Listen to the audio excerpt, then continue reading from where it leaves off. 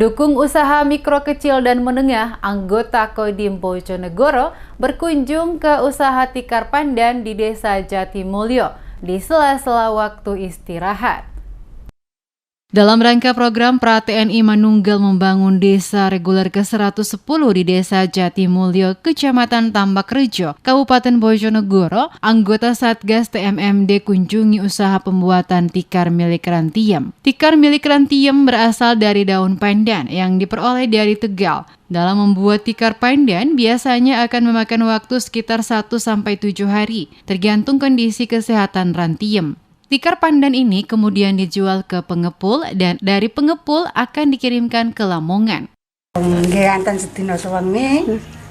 Yen greges yen mboten greges nggih semingguan setunggal. Mboten mesti nggih. Nggih, wong nak man nggih kesel. Niku Tegal adoh. Sebagai wujud kepedulian terhadap UMKM, anggota Satgas TMMD ikut serta belajar membuat tikar pandan, usaha milik Rantiem di sela-sela waktu istirahatnya.